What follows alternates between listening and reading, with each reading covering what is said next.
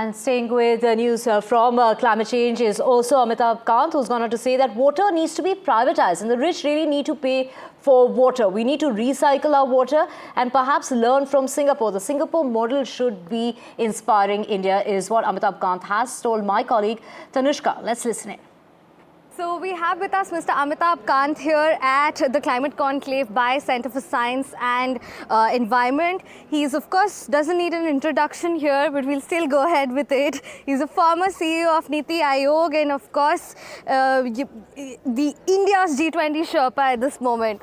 Sir, thank you for speaking to NDTV. First off, let us, straight dive into some very pertinent questions that you raised in the conference here right now, especially with respect to privatization, with respect to water. What is your stance on this about paying for water or having water free?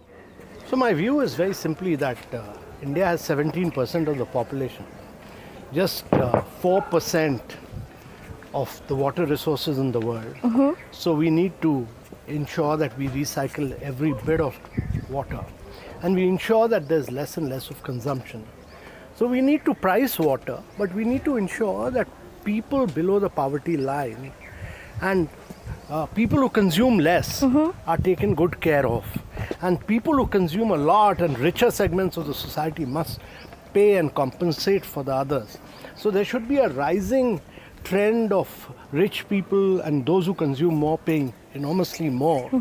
And those below the poverty line and vulnerable sections paying very little.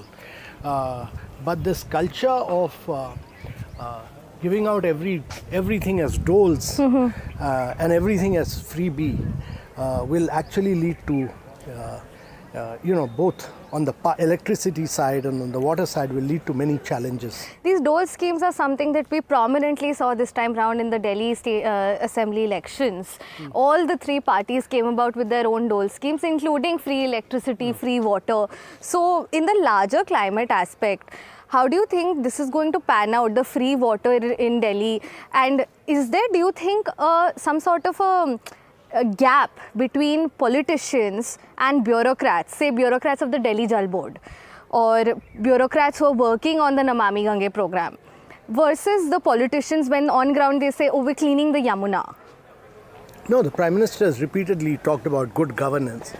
And good governance is about ensuring that we are able to provide good services to the people of this country. And that would mean that the services, if they have to remain top class, we need to look at the model of what other countries of the world have done, particularly Singapore, which has a pricing model but charges enormously for those who consume more and less for those who consume less.